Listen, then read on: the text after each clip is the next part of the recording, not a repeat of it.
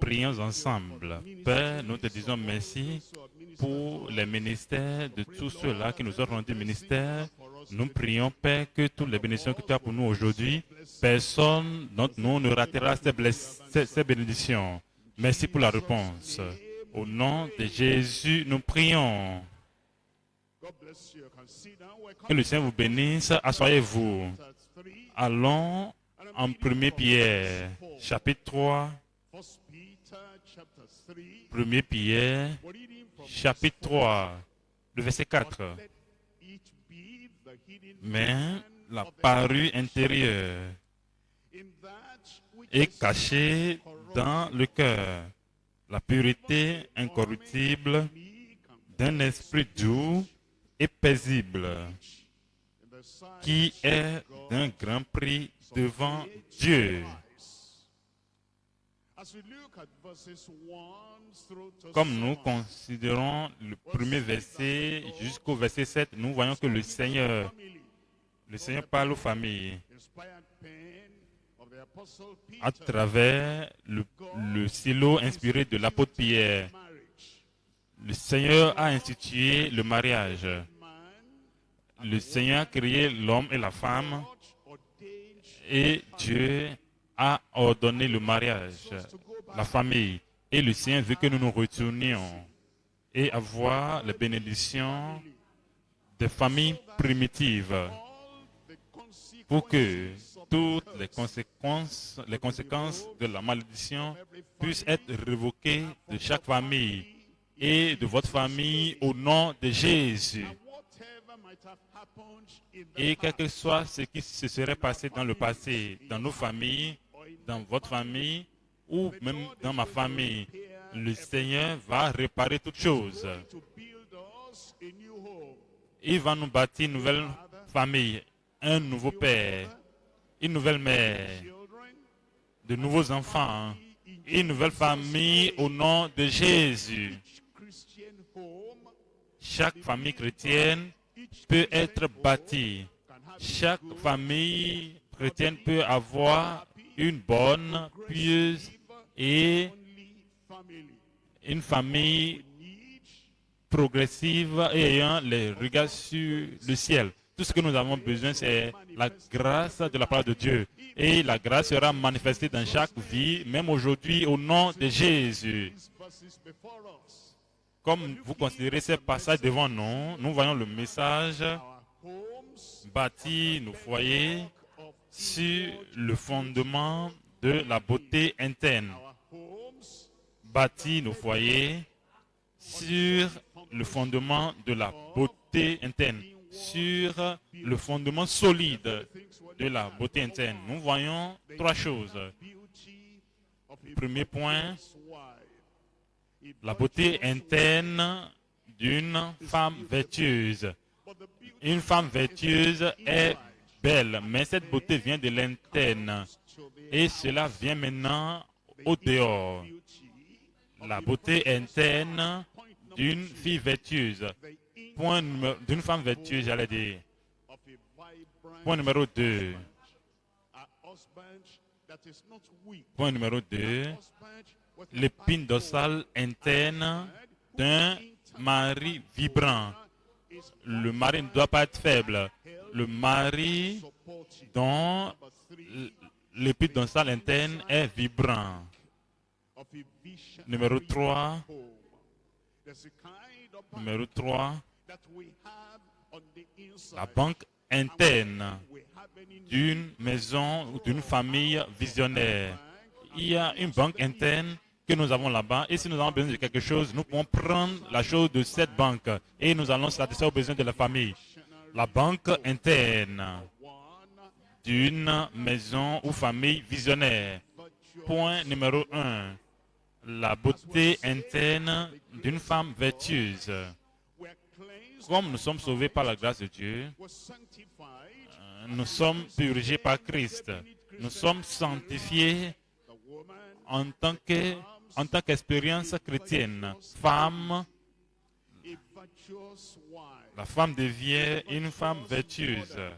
Elle devient une main vertueuse. Elle devient quelqu'un qui fait une maison vertueuse. Et l'apôtre nous montre ce qu'une femme vertueuse doit posséder. Et cela fait d'elle une femme belle. Premièrement, il y a le caractère gagnant. La beauté qui reflète de l'intérieur l'amène à être belle et à être également attrayant. Regardons 1 Pierre chapitre 3, verset 2. Verset 1 d'abord. Femmes, soyez de même soumises à vos maris, afin que si quelques-uns n'obéissent point à la parole, ils soient gagnés sans parole par la conduite de leurs femmes.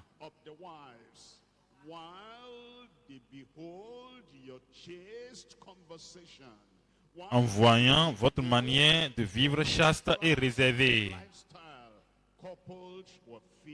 Lorsqu'ils regardent votre style de vie attrayant qui est avec la crainte et la révérence. Vous voyez, les hommes peuvent être difficiles. Un mari peut être difficile, dur. Un mari incroyant peut être dur. Mais Dieu ajoute plus de grâce à une femme attrayante.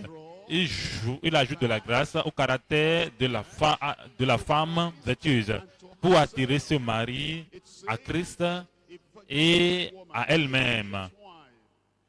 Il dit qu'une femme vertueuse qui est belle de l'intérieur ne va pas chasser le mari. Quoique le mari puisse être dur ou tyrannique. Ça, c'est le caractère attrayant, le caractère aimable. C'est le caractère de soumission. Au lieu de chasser l'homme, elle va attirer l'homme à Christ. Et il ne va pas seulement attirer l'homme à Christ, mais il va l'attirer également à cette femme.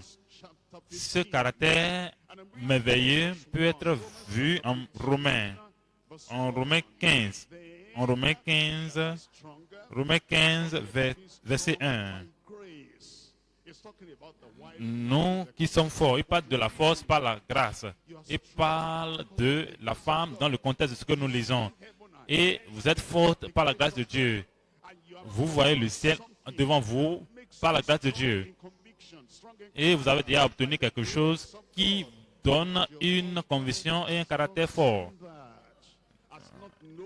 par la grâce de Dieu. Mais votre mari n'a pas encore connu cela, il n'a pas encore vu cela. Et il dit, la première des choses que vous allez manifester cette force. Il dit, nous qui sommes forts, nous devons supporter les faiblesses de ceux qui ne le sont pas. Et ne pas nous complaire en nous-mêmes. Que chacun de nous complaise au prochain pour ce qui est bien, en particulier que chaque femme complaise à son mari pour l'édification. Cela pourrait paraître que vous êtes tellement soumise parce que vous allez à l'église. Il pouvait penser que vous êtes devenu maintenant tellement moins cher et vous êtes tellement humble qu'il peut même marcher sur vous parce que c'est ce que lui voit. Mais vous le faites pour un objectif. Mais votre caractère attrayant va le faire penser et dire, cette femme n'était pas comme ça avant. Et c'est Christ qui a fait la différence dans la femme, va le faire dans ma vie également. Cela se passera. Verset 3. Car Christ ne s'est point compris en lui-même, mais selon qu'il est écrit, les outrages de ceux qui t'incitent sont tombés sur moi. Christ, notre Maître, ne s'est point compris en lui-même. Ne pensez pas autrement. Il ne faut pas le faire tomber. Il ne faut pas le chasser. Après tout, il n'est pas un bon mari. Vous allez avoir un caractère attrayant. Retournons à 1 Pierre chapitre 3. Numéro 2. La deuxième marque d'une femme attrayante, d'une femme vertueuse, c'est la pureté extérieure compatible. Regardez le verset 3. 1 Pierre chapitre 3, verset 3. Ayant non cette parure extérieure qui consiste dans les cheveux tressés, les ornements d'or ou les habits qu'on revêt. Quand il parle des habits, vous comprenez, il ne veut pas dire que vous n'allez pas vous habiller. Il ne dit pas que vous n'allez pas avoir une apparence qui plaît à quelqu'un d'autre, qui est agréable. Mais il parle d'être modéré. Mais il dit que cela ne soit pas des ornements. Et il dit que ce ne soit pas des cheveux des gens du monde. Cela est clair pour les enfants de Dieu. Lorsque vous lisez tout le Nouveau Testament, il a dit cela, mais il dit que vous devez être toujours présentable. Apocalypse 21, Apocalypse 21, verset 2. Et je vis descendre du ciel, d'auprès de Dieu, la vie sainte, la nouvelle Jérusalem, préparée comme une épouse qui s'est parée pour son époux. Qui s'est préparée pour son époux. Dans la même Bible, dit que nous avons toujours une apparence extérieure bonne et nous sommes présentables. Vous devez être toujours présentable à votre mari. Vous vous habillez pour votre mari et non pour le monde. Si c'était pour le monde, vous allez vous habiller pour plaire au monde. Vous allez porter ceci, porter cela pour plaire au monde. Mais vous allez plaire à votre mari. Vous n'allez pas vous habiller n'importe comment. Vous n'allez pas vous présenter délibérément vilaine. Mais vous aurez la pureté, la propriété extérieure compatible. Numéro 3. Retournons à 1 Pierre chapitre 3. 1 Pierre chapitre 3, verset 4. Mais la parure intérieure est cachée dans le cœur, la pureté incorrupte d'un esprit doux et paisible. Voici ce qui rend une femme acceptable.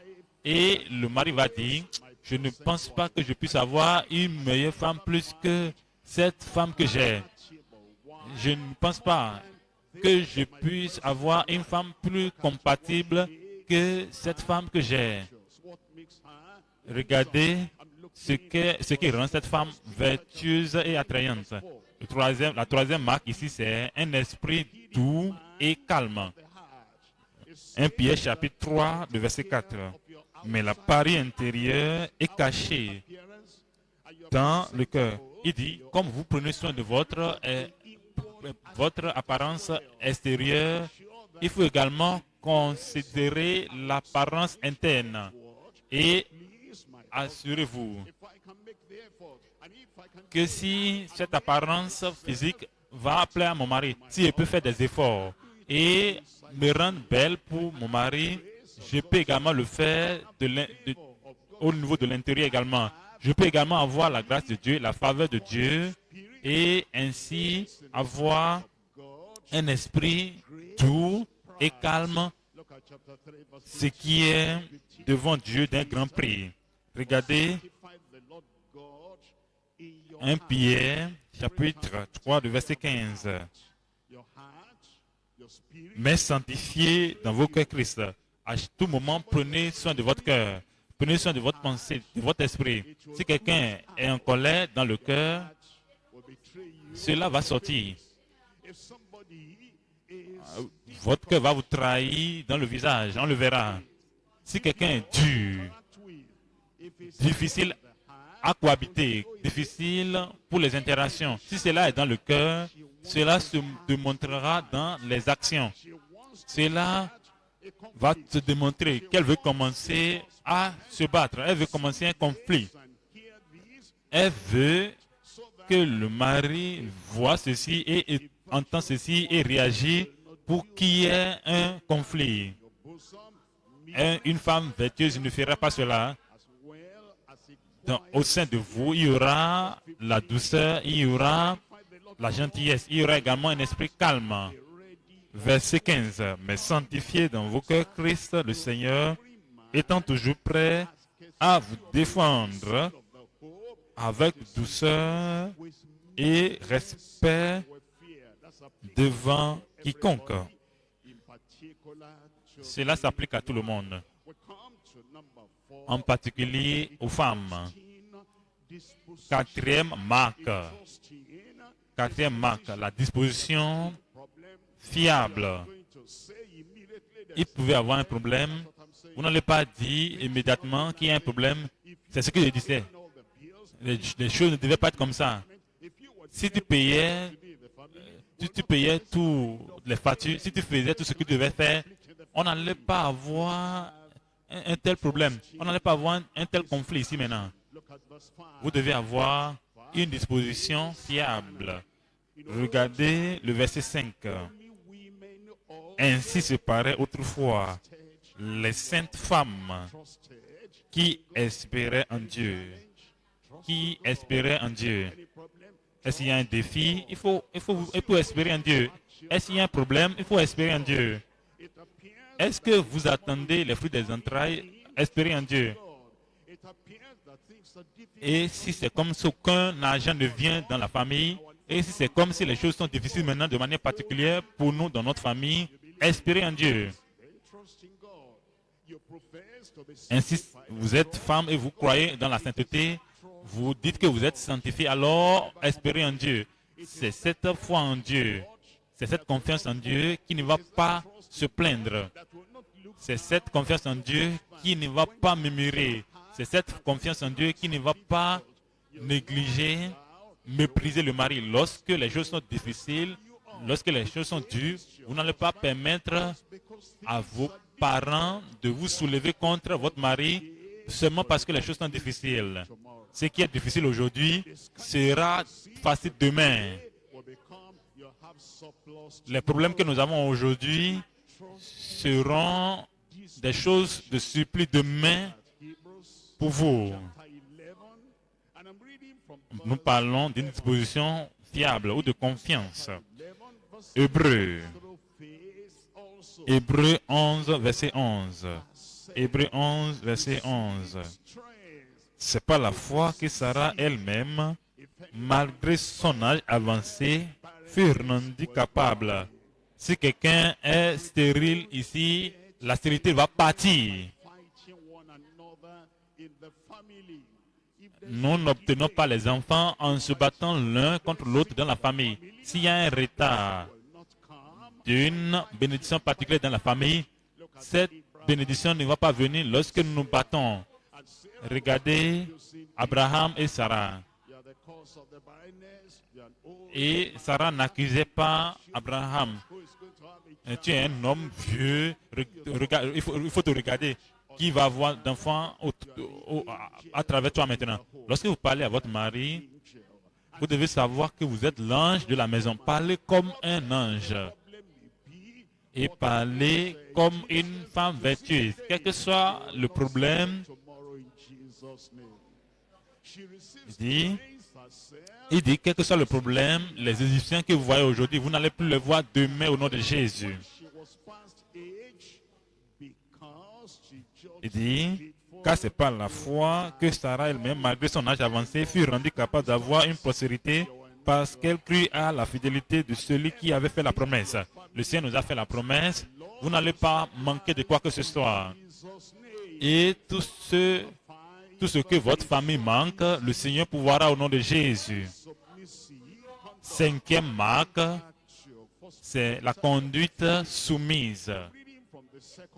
Nous revenons en 1 Pierre chapitre 3. 1 Pierre chapitre 3, je lis la deuxième partie du verset 5. Deuxième partie du verset 5. Qui espéraient en Dieu, soumises à leur mari. Comme Sarah qui obéissait à Abraham et l'appelait son Seigneur. Ce mot appelé, ça c'est de manière continue. Dans la langue grecque, il y a des actions, il y a des verbes. Ces actions se produisent une fois pour toutes. Il y a des actions qui se sont produites dans le passé et ne se produisent pas dans le présent. Mais il y a certains temps dans la langue grecque. Et la manière dont c'est construit, c'est que cela se passe et cela se passe encore. Dans la journée, ça se passe. Dans la nuit, cela continue. Lorsque le climat est innocent, cette action continue. Lorsque le climat n'est pas bon, cette action continue. C'est ce qu'il dit ici. Vous avez une conduite soumise dans le matin, dans l'après-midi, dans la nuit. Lorsqu'il y a la chaleur, lorsqu'il y a la fraîcheur, lorsque vous n'êtes pas contente, il faut comprendre. Il peut y avoir quelque chose qui se produit et vous n'êtes pas content. Vous êtes un humain. Et cela ne voudrait pas dire que vous allez devenir quelqu'un qui n'est plus saint. Nous pouvons garder notre sainteté même lorsque même si nous ne sommes pas contents à propos de quelque chose. Il dit, il appelait son Seigneur. Vous allez maintenir un bon langage, vous allez maintenir un bon nom, vous allez maintenir un bon titre. Vous allez bien l'appeler, vous n'allez pas changer votre langage, vous n'allez pas changer le langage de respect et d'honneur. Vous n'allez pas changer le langage de soumission. Ce langage que vous utilisez quand vous êtes contente, vous allez continuer avec ce langage, l'appelant Seigneur. Sixième marque, c'est la langue respectueuse. La langue, le mari, la femme parlant l'un à l'autre. La femme parle du mari et le mari parle de la femme. La femme parle devant le mari, derrière le mari. Il s'agit d'une langue de respect ou une langue respectueuse. Verset 6. Comme Sarah qui obéissait à Abraham et l'appelait son Seigneur. C'est d'elle que vous êtes devenues les filles, en faisant ce qui est bien, sans vous laisser troubler par aucune crainte. Sans vous laisser troubler par aucune crainte. Proverbe 12. Proverbe 12. Proverbe 12. Lisons à partir du verset 4. Dans le verset 4, une femme vertueuse est la couronne de son mari, mais celle qui fait honte est comme la carie dans ses os. Une femme vertueuse est la couronne de son mari. Elle sait comment parler. Elle sait quoi dire. Et elle sait comment éteindre le feu à travers la parole de sa bouche. Regardez l'opposé. Regardez l'opposé dans Psaume 12. Psaume 12, verset 4. Je vous ai déjà lu Proverbe 12, verset 4. Regardez l'autre aspect. En Psaume 12, verset 4. Ceux qui disent, nous sommes puissants par notre langue. Nous avons nos lèvres avec nous. Qui serait notre maître? Il y a des gens qui parlent de manière à ce que ils déchirent toute la maison, toute la famille. Et ils parlent, la parole déchire. Et ils disent, je suis la femme de moi-même. Je suis la femme de sa propre idée. Je parle que ce qui sera soit. que ce qui veut se passer se passe.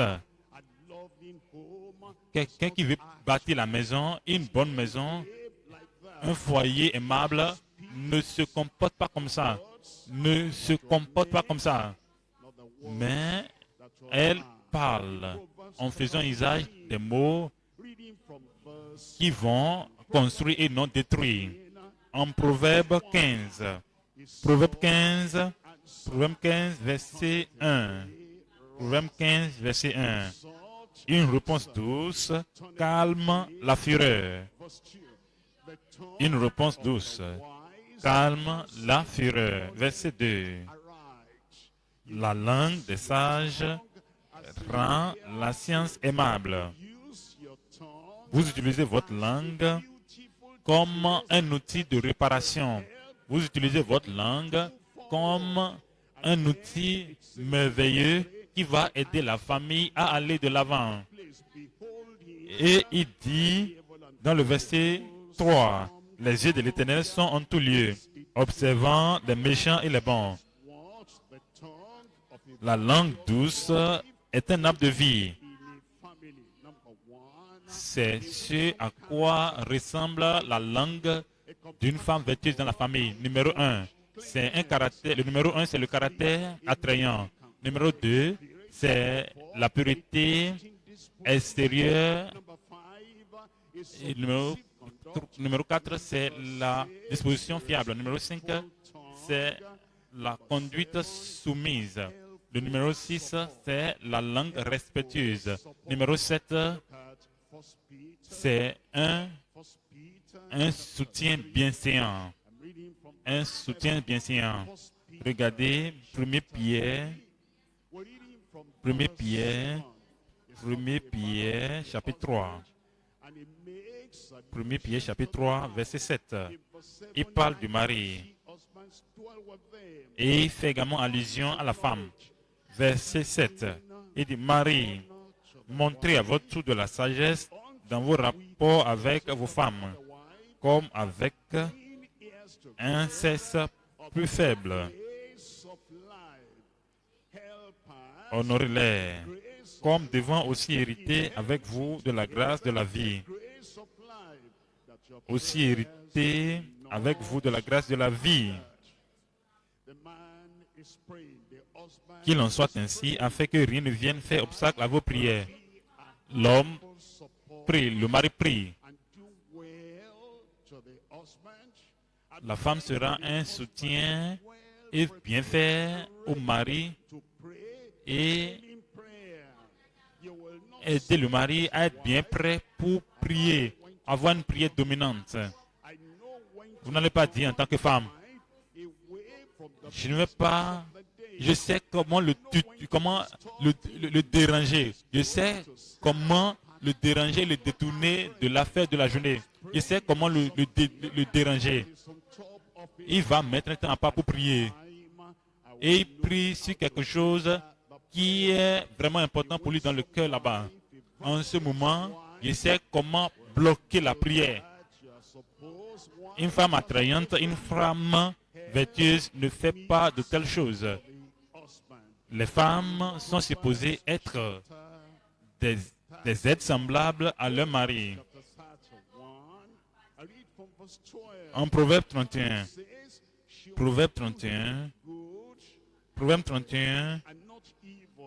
verset 12, elle lui fait du bien et non du mal. Proverbe chapitre 31, verset 12. Elle lui fait du bien et non du mal tous les jours de sa vie. Elle, la femme vertueuse, a dit, il lui fait du bien combien de jours? Chère sœur, j'ai dit combien de jours? Tous les jours de votre vie. Le verset 10.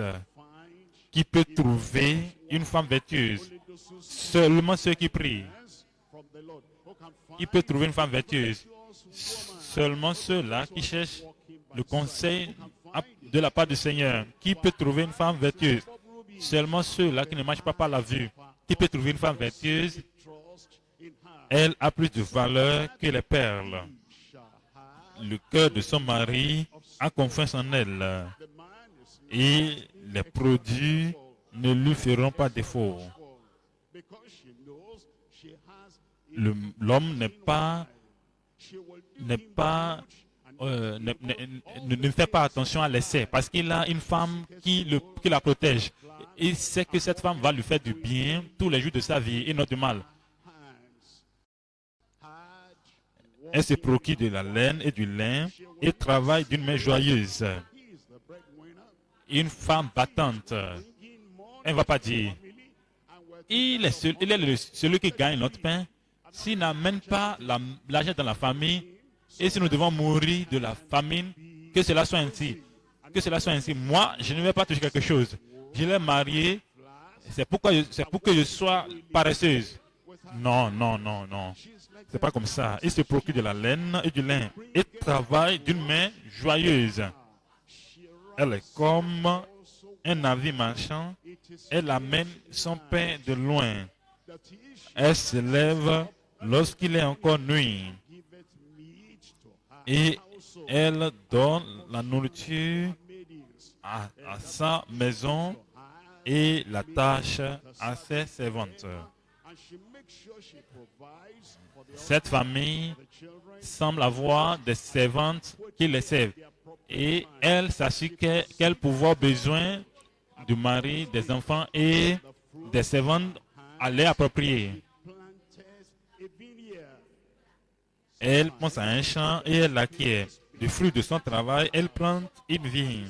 Parfois, il y a de l'espace dans le champ. Il y a de l'espace dans la maison. Au lieu d'aller acheter ceci, là-bas, aller acheter l'autre là-bas, elle a un jardin de légumes à l'intérieur de sa maison. Elle sent de force ses reins et elle a fermé ses bras. Elle sent que ce qu'elle gagne est bon. Elle vend quelque chose qui est le besoin de la communauté. Elle est une ressource. Et elle dit, que vais-je faire pour que je puisse pouvoir aux besoins de la famille? La Bible dit, sa lampe ne s'éteint point pendant la nuit. Votre lampe ne va pas s'éteindre pendant la nuit. Le vent de l'adversité ne va pas éteindre la lampe de votre famille au nom de Jésus. Le verset suivant. Ce verset de dire qu'il met suffisamment de l'huile dans la lampe et la lampe est toujours allumée. Et lorsque les enfants se réveillent, ils ne vont rien cogner, ils ne vont pas heurter les pieds contre quoi que ce soit. Le mari ne va pas heurter ses pieds contre les pieds contre quoi que ce soit. Toute chose dans la maison est en ordre. C'est pourquoi il dit, sa lampe ne s'éteint point pendant la nuit.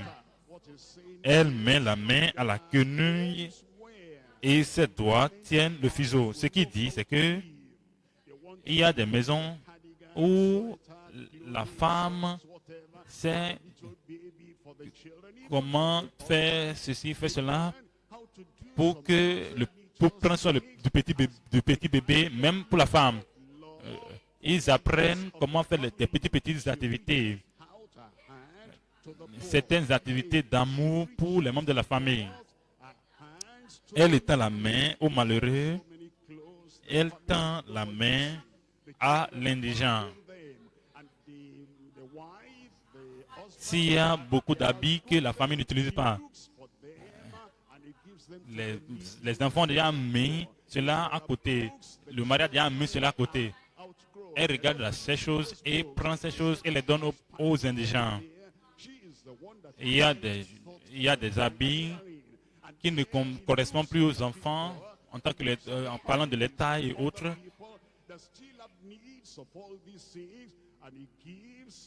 Elle prend soin de la maison, elle regarde aux gens, elle regarde à la famille des autres qui ont besoin de ces choses et elle leur donne ces choses. Elle a la liberté dans la famille. Elle n'est pas comme une esclave qui agit avec crainte, qui agit avec hésitation. Est-ce que je peux faire ceci? Et que dira mon mari? Il n'y a rien du genre. Il y a de la liberté dans la famille. Et tout ce que la femme doit prendre pour prendre soin des autres, elle le fait sans crainte. Dans le verset 21, il dit, elle ne craint pas la neige pour sa maison, car toute sa maison est vêtue de cramoisie. Toute la maison est bien habillée, les enfants sont bien habillés et les enfants ils sont bien entretenus. Elle se fait des couvertures. Elle a des vêtements de fin lin et de pourpre. Son mari est considéré aux portes. Elle prend soin du mari. Elle promeut et honore le mari. Elle fait de son mieux pour que le mari soit honoré dans la société. La Bible dit, son mari est considéré aux portes lorsqu'il siège avec les anciens du pays. Elle fait des chemises et les vend, et elle livre des ceintures aux marchands. Elle est revêtue de force et de gloire, et elle se rit de l'avenir. Sœur, vous êtes là? Sœur, je dis, est-ce que vous êtes là? Si vous n'êtes pas encore marié, le choix de votre mari va vous faire réjouir au nom de Jésus. Si vous êtes déjà marié, quel que soit ce qui s'est passé dans le passé, quel que soit l'eau qui est passée sous le pont, à partir d'aujourd'hui, votre vie va changer. Votre conduite et votre caractère dans la famille changeront à partir d'aujourd'hui.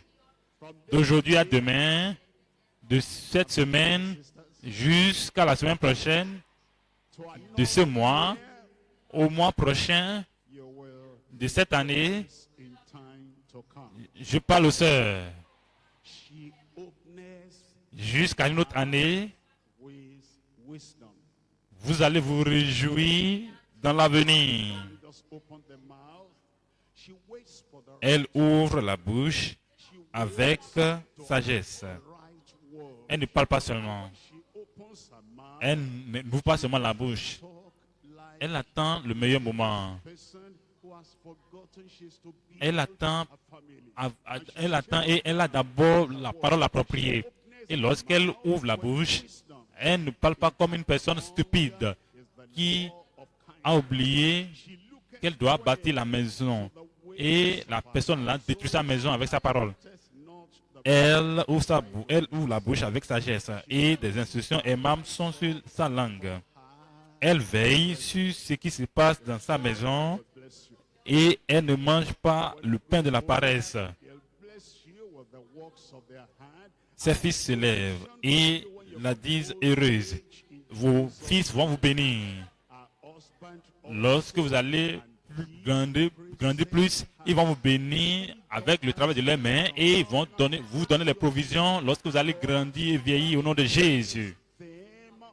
Son mari se lève et lui donne des louanges. Plusieurs filles ont une conduite vertueuse, mais toi, tu les surpasses toutes. La grâce est trompeuse et la beauté est vaine. Qu'est-ce que cela veut dire? Cela veut dire que la beauté physique ne dure pas. Une dame qui est très belle dans sa communauté, elle est la miss de la communauté. Maintenant, lorsqu'elle aura 40 ans, les choses changent. Lorsqu'elle a 55 ans, les choses changent. Maintenant, lorsqu'elle a son 10 ans, les choses changent. Et la beauté n'est plus comme lorsque vous avez 25 ans. Si vous mariez juste à cause de cela, vous serez déçus. Je prie que vous ne soyez pas déçus dans votre famille. Il dit, la beauté est vaine. La femme qui craint l'Éternel est celle qui sera louée. Récompensez-la du fruit de son travail. Et qu'importe ses œuvres la louent. Femme qui soutient, qui fait bien, qui fait du bien au mari. la beauté interne d'une femme vertueuse. Le point numéro 2 maintenant, l'épine dorsale interne d'un mari vibrant. L'épine dorsale interne. Vous voyez, le mari doit pouvoir se tenir debout, ferme, capable de défendre la femme, protéger la femme, protéger les enfants, protéger la famille. Il doit être fort. Il ne doit pas être un tyran, mais il doit être fort pour aider. Aider pour défendre. Fort pour défendre, fort pour soutenir, fort pour encourager. Un tel mari doit avoir l'épine dorsale. Il n'expose pas cette épine dorsale. Nous avons l'épine dorsale dans notre corps. Et nous ne déchirons pas notre peau pour que les gens puissent voir cela. Nous démontrons cette épine dorsale à travers ce que nous faisons. Et nous sommes en mesure de tenir. Nous avons la capacité de tenir ferme, fort, lorsqu'il y a quelque chose auquel la famille fait face. Et nous ne courons pas par ici, par là. Nous parlons de l'épine dorsale interne d'un mari vibrant. 1 Pierre. 1 Pierre chapitre 3. 1 Pierre chapitre 3, verset 7. 1 Pierre chapitre 3, le verset 7. Marie, montrez à votre tour de la sagesse dans vos rapports avec vos femmes. Vous n'êtes pas en concurrence, vous n'êtes pas en compétition. Vous montrez à votre femme, vous montrez à votre tour de la sagesse dans vos rapports avec votre femme. Vous donnez de l'honneur à votre femme, vous honorez votre femme. Si je donne l'honneur à ma femme, elle va me marcher dessus. Au contraire, elle va vous honorer. Elle va me prendre pour acquis. Au contraire, elle va vous honorer. Vous honorez la femme. Et comment honorez-vous la femme? Vous prenez soin de la femme. Et la manière dont vous parlez à la femme va refléter que vous êtes en sécurité. Les gens qui ne sont pas en sécurité, c'est les gens qui sont en colère. Les gens qui interprètent tout ce que la femme fait parce qu'elle travaille, parce qu'elle a le diplôme, parce qu'elle a des parents riches, parce qu'elle donne une partie de l'argent que nous utilisons pour la location. C'est pourquoi elle se comporte comme ça. Ils interprètent mal toute action parce qu'ils se sentent non en sécurité. L'homme avec l'épine dorsale ayant la sécurité, et avec cette sécurité, il y a la confiance en soi. Et il est en mesure d'honorer la femme. Il dit, honorez-les comme devons aussi hériter avec vous de la grâce de la vie. Qu'il en soit ainsi, afin que rien ne vienne faire obstacle à vos prières. Rien ne sera obstacle à vos prières. Frères, Marie, vos prières ne seront pas empêchées. En Genèse, l'épine dorsale, Genèse 20, Genèse chapitre 20, Genèse chapitre 20, verset 7. Et maintenant, rends la femme de cet homme, car il est prophète. Il priera pour toi et tu vivras. Mais si tu ne la rends pas, sache que tu mourras, toi et tout ce qui t'appartient. Toi et tout ce qui t'appartient. Abimelech est l'épine dorsale de la famille. Et si cette épine dorsale de la famille prend la femme de notre personne, il n'est pas la seule personne qui va souffrir. On a dit, toi et tout ce qui t'appartient. Lorsque vous avez de la douleur au niveau de l'épine dorsale, lorsque vous avez des maladies au niveau de l'épine dorsale, vous n'allez pas pouvoir vous courber, vous n'allez pas pouvoir vous tenir debout. Vous êtes sans aide, même à vous-même. Et vous ne pouvez pas aider les autres. Quelqu'un qui prend la femme d'autrui, parce que celle-ci est belle.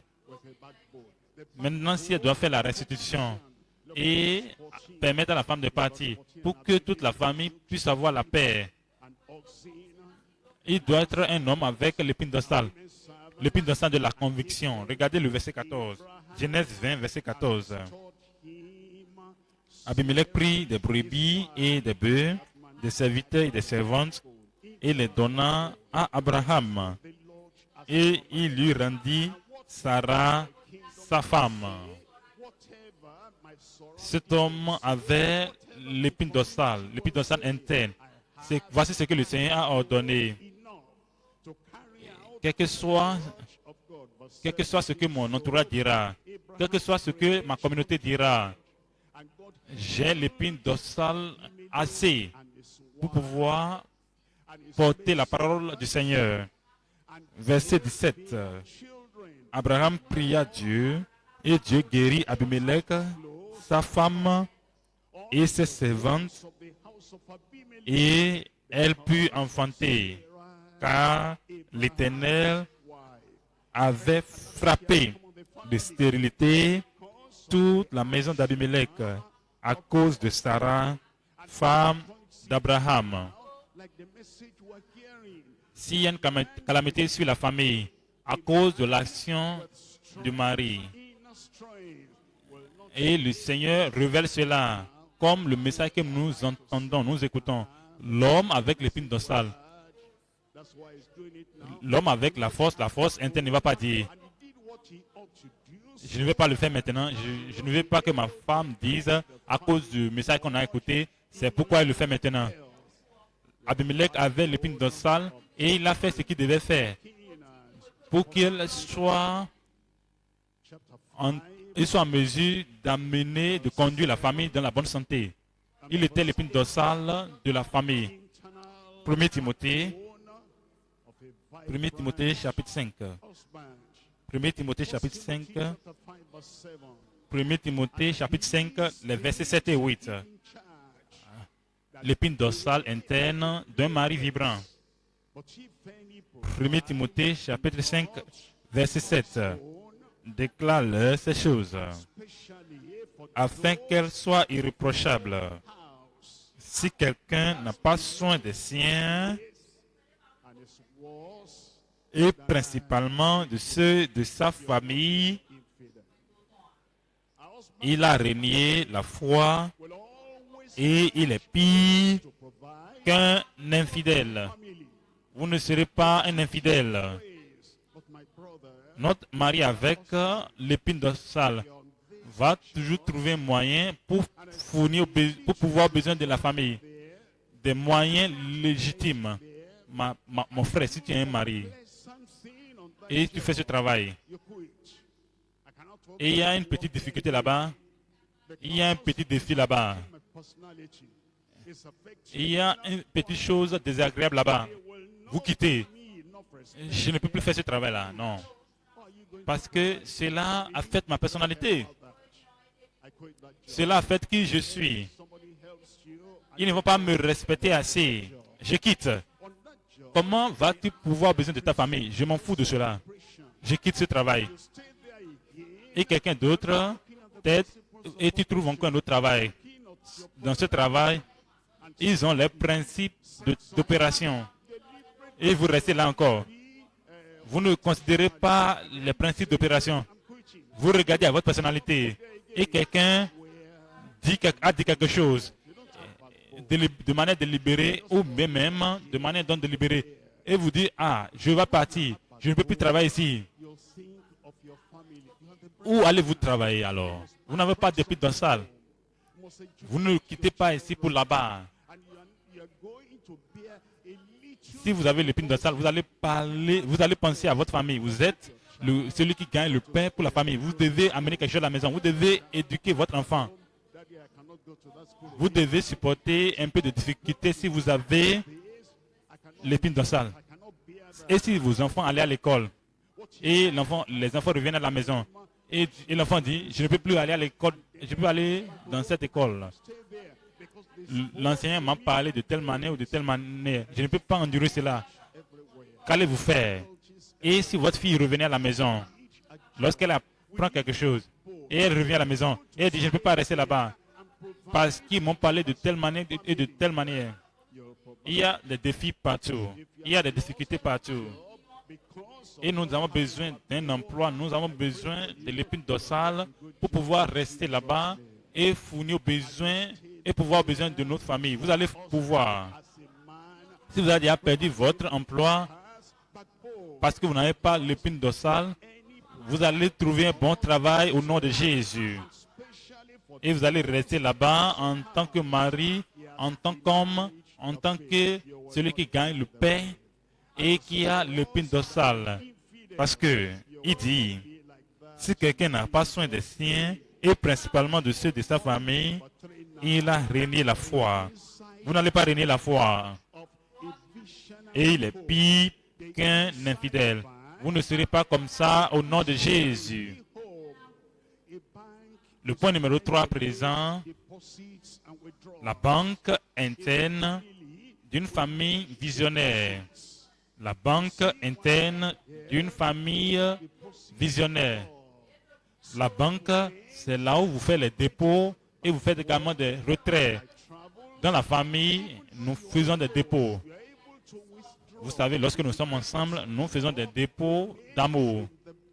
Pour que, lorsque nous sommes séparés par le travail ou par les voyages, même si vous êtes seul, vous allez pouvoir faire des retraits de ces dépôts d'amour qui ont été faits dans la banque de la famille. Nous faisons des dépôts de foi lorsque nous sommes ensemble. Vous mettez votre foi, je mets ma foi. Mes commentaires sont des commentaires de foi. Mes paroles sont des paroles de foi. Et nous faisons des dépôts. Et lorsqu'il y a un problème, et nous n'avons pas un pasteur local pour prier pour nous, nous pouvons faire des retraits de la banque de foi, là où on a fait les dépôts. Nous avons l'espérance et nous faisons des dépôts de l'espérance. Quel que soit ce qui se passe, notre langage est un langage d'espérance. Quel que soit ce qui se passe, notre langage est un langage d'encouragement. Nous faisons des dépôts. Et lorsqu'il y a une calamité qui se produit, lorsqu'il y a un accident, nous faisons des retraits de la banque de l'espérance dans laquelle nous avons fait des dépôts, la banque de joie. Nous transportons la joie. Nous partageons la joie. Notre atmosphère est remplie de joie. Et nous ne sommes pas moroses. Nous ne sommes pas tristes tout le temps. Il y a la joie, la joie. Nous faisons le dépôt de la joie dans notre banque. Et lorsqu'il y a quelque chose et vous êtes seul, vous pouvez faire des retraits de cette banque de la joie. Nous déposons le soutien. Nous déposons également le soutien. Et nous donnons plus que ce que nos enfants ont besoin. Plus que ce que notre femme a besoin. Nous déposons plus que ce que notre mari a besoin. Le dépôt du soutien. Le dépôt d'une attitude positive. Et lorsque votre femme n'est pas là, elle peut voir votre attitude positive, même lorsque vous n'êtes pas là positivement. Et lorsqu'il y a besoin, elle fait des retraits de cette banque d'attitude positive. L'intimité, la joie qui vient de l'intimité. Vous êtes ensemble tout le temps. Lorsque vous êtes à la maison et vous parlez l'un à l'autre, vous êtes en relation l'un avec l'autre et vous faites toutes choses ensemble. Cette intimité doit être déposée dans la banque à la maison pour que, à tout moment où il y a une distance physique entre vous, elle va aller et faire du retrait de cette banque interne de la maison. Je prie que nos maisons aient une banque qui est remplie à débordement au nom de Jésus. Et c'est une maison visionnaire, c'est une famille visionnaire, ayant des visions. Un futur désirable. Un futur désirable nous amène à faire des dépôts. Nous investissons dans notre futur. Mari et femme, ils ont des visions l'un pour l'autre. Le mari a une vision pour la femme. La femme a une vision pour le mari. J'ai une vision pour ma femme, pour qu'il soit courageux, pour qu'il soit confiant, pour qu'ils aient le succès. J'ai un rêve pour mon mari. il va vivre longtemps. Et nous allons jouir de notre communion ensemble pour longtemps. Et la femme et le mari également a également la vision pour la femme. Et les parents ont de la vision pour les enfants. Et les enfants ont également de la vision pour les parents. Nous parlons de la banque interne d'une famille visionnaire. Sans vision, regardez Proverbe. Proverbe 29. Proverbe 29. Proverbe 29. Proverbe 29. Verset 18. Proverbe 29, verset 18. Quand il n'y a pas de révélation, le peuple est sans frein. Lorsqu'il n'y a pas de vision, les gens périssent. Les gens qui ne regardent pas au futur. La vision qu'ils devaient avoir. Quand il y a un petit problème, cela va les disperser. Tout petit problème va les rabaisser.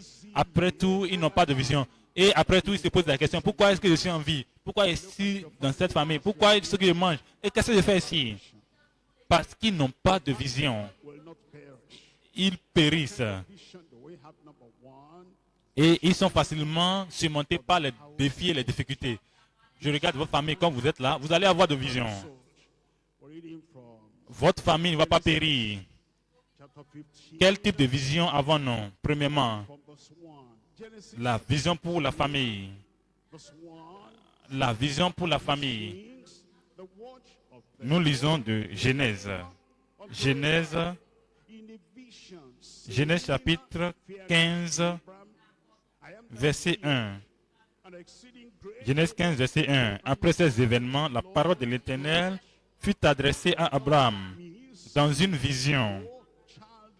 Et il dit, Abraham, ne crains point, je suis ton bouclier et ta récompense sera très grande. Abraham répondit, Seigneur éternel, que me donneras-tu?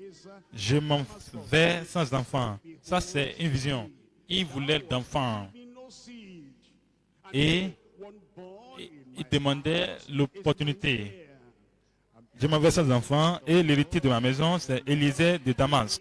Et Abraham dit, voici, tu ne m'as pas donné de postérité. Et celui qui est né dans ma maison sera mon héritier. Alors la parole de l'Éternel lui fut adressée ainsi. Ce n'est pas lui qui sera ton héritier, mais celui qui sortira de tes entrailles qui sera ton héritier. Il avait une vision pour la famille. Je vais vous demander, quelle vision avez-vous pour votre famille? Vivez-vous seulement de jour après jour pour vous-même, en tant que père de famille, pour vous-même, en tant que mère de famille, en tant que père sur les enfants? Quelle vision avez-vous pour vos enfants? Et comment est-ce que vous contribuez pour que cette vision devienne une réalité? La première chose, c'est la vision pour la famille. La deuxième chose ici, c'est la vision de l'espérance. Votre famille ne sera pas désespérée. Votre mari ne sera pas désespéré. Votre femme ne sera pas désespérée. Nos enfants bien-aimés ne seront pas désespérés au nom de Jésus. La vision de l'espérance ou de l'espoir. En Romains chapitre 4. Romains chapitre 4, verset 18. Romains 4, verset 18. Espérant contre toute espérance, il crut, en sorte qu'il devint père d'un grand nombre de nations, selon ce qui lui avait été dit, telle sera ta postérité. Et s'affaiblit dans la foi, il ne considéra point que son corps était déjà usé, puisqu'il avait près de 100 ans, et que Sarah n'était plus en état d'avoir des enfants. Il ne douta point par incrédulité au sujet de la promesse de Dieu, mais il fut fortifié par la foi, donnant gloire à Dieu, et ayant la pleine conviction que ce ce qu'il promet, il peut aussi l'accomplir. Il y aura l'accomplissement dans votre famille. Numéro 3. La vision de la santé. Numéro 3, la vision de la santé. Votre mari ne va pas mourir jeune. Votre femme ne va pas mourir jeune. Vos parents ne mourront pas jeunes. Vos enfants ne mourront pas jeunes. Mais vous devez avoir la vision. Et vous devez faire toutes choses conformément à cette vision.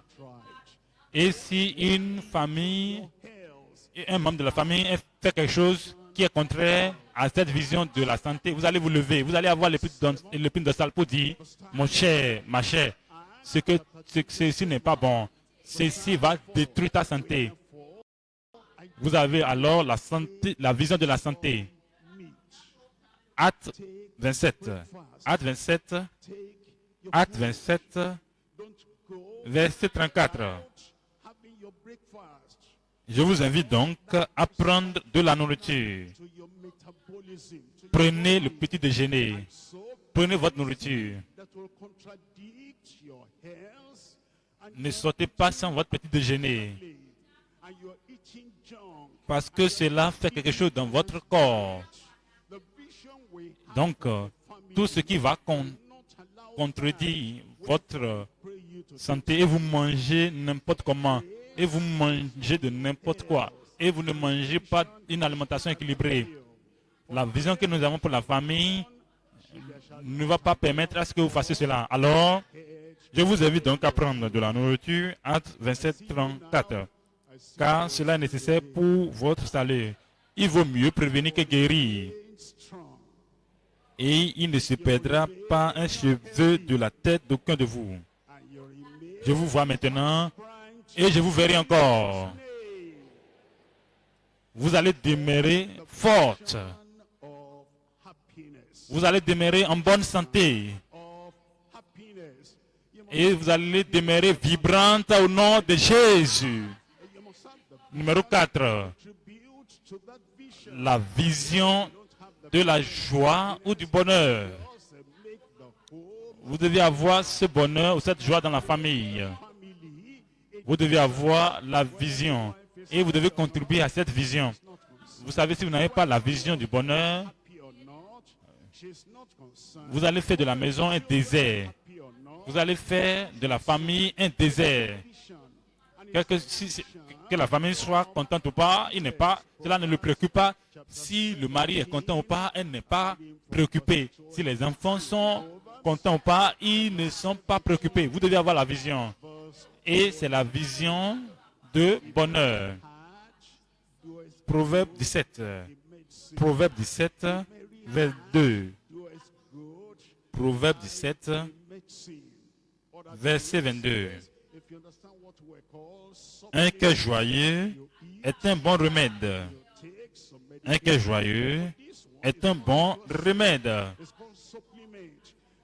Qu'est-ce que cela voudrait dire? Si vous comprenez ce qu'on appelle supplément, vous mangez, vous prenez certains médicaments. Ce n'est pas que vous êtes malade, mais on appelle cela des suppléments. Et vous prenez cela à tout moment. Parce que cela vous maintient en bonne santé. Et cela fournit des nutriments au corps. On ne serait pas là si on ne les prenait pas. Il dit, un cœur joyeux est un bon remède. Vous avez la joie dans votre cœur. Vous êtes content dans votre cœur. Vous avez la vision que chaque membre de votre famille va allumer leur lampe à partir de vous. Et cela va traverser tout le corps. Au nom de Jésus. La vision d'honneur. Nous avons également la vision d'honneur. Honorez vos femmes. Honorez vos maris. Ayez la vision. Si vous n'honorez pas l'homme, qui va l'honorer? Si vous le méprisez, si vous le foulez aux pieds, si vous faites de lui quelqu'un de rien, s'il n'a pas d'honneur à la maison, quand il va sortir, On ne va pas pouvoir blâmer les gens de Dieu s'ils ne l'honorent pas. La charité bien ordonnée commence par soi-même. La charité bien ordonnée commence par soi-même. C'est ce que j'ai dit. L'honneur commence à la maison. 1 Pierre chapitre 3. 1 Pierre chapitre 3 verset 7. 1 Pierre chapitre 3 verset 7.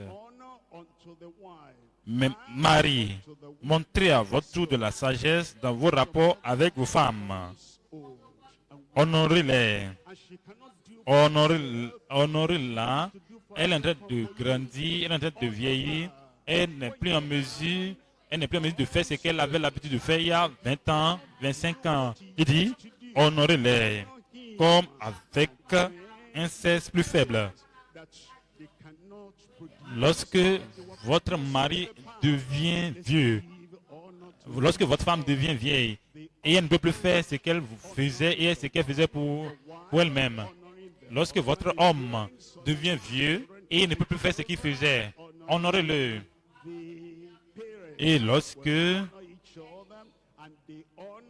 il ne peut plus produire comme il produisait dans le passé, honorons l'un l'autre. Le mari honore la femme et la femme honore le mari.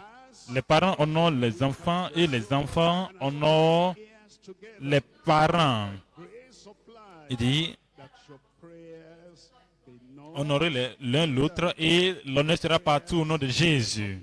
Il dit, Marie, montrez à votre tour de la sagesse dans vos rapports avec vos femmes, comme avec un sexe plus faible, honorez-les, comme devant aussi hériter avec vous de la grâce de la vie, qu'il en soit ainsi, afin que rien ne vienne faire obstacle à vos prières.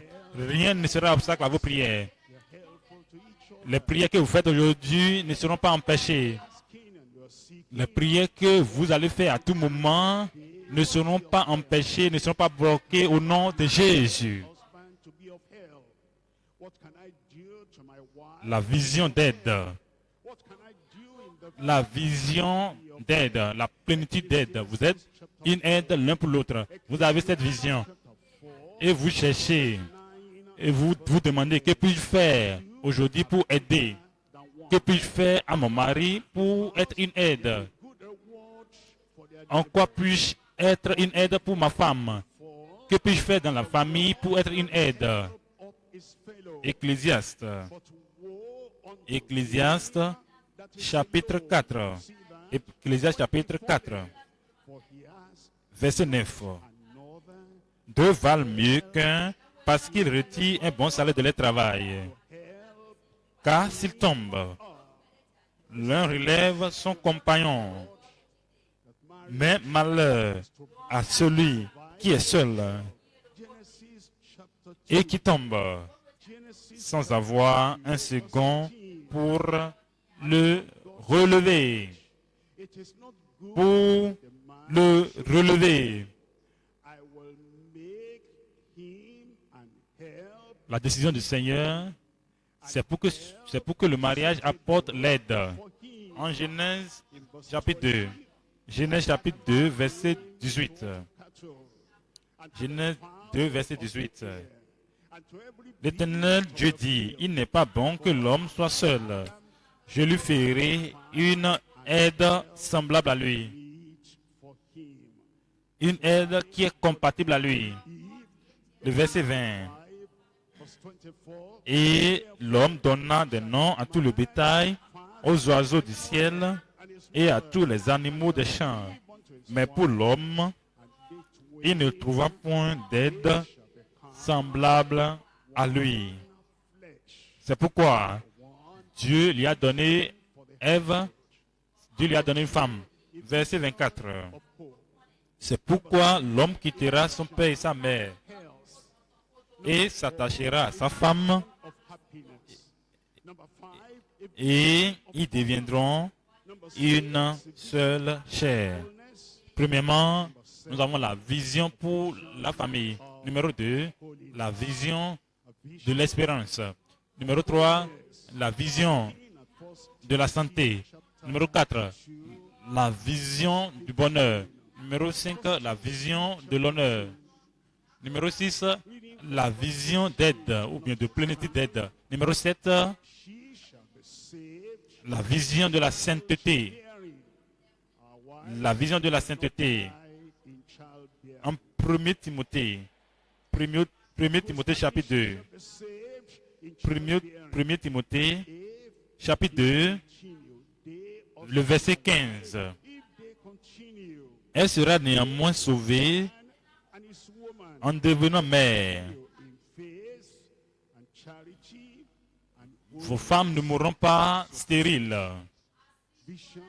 Elle sera néanmoins sauvée en devenant mère. Si elle persévère. Si elle persévère, si mari et femme persévèrent. Si l'homme et la femme, s'ils persévèrent avec modestie dans la foi, dans la charité et dans la sainteté. La vision de la sainteté. Votre présence dans la famille va rendre votre famille plus sainte au nom de Jésus. Des enfants saints. Votre présence dans cette famille va rendre vos parents plus sanctifiés au nom de Jésus.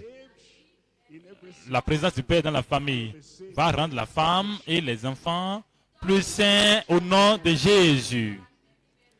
Et la présence de la mère, la femme, va rendre le Père et les enfants. Cela va les rendre plus saints au nom de Jésus. Elle sera néanmoins sauvée en toute situation. Vous serez sauvés dans toute situation. L'insécurité ne va pas avoir effet sur vous. Il n'y aura pas d'accident dans votre famille. Il n'y aura aucun type d'accident dans la maison, sur le chemin, sur le terrain, partout au nom de Jésus.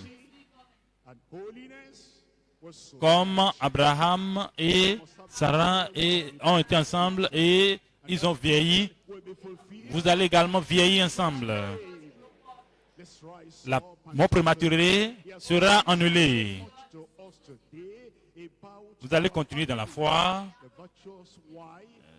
dans l'intégrité, dans la sainteté. Vous devez avoir la vision d'un futur brillant. Et cette vision sera accomplie au nom de Jésus. Levons-nous maintenant et parlons à Dieu. Il nous a révélé beaucoup de choses aujourd'hui concernant nos familles. La femme vertueuse, la femme vibrante, le mari vibrant.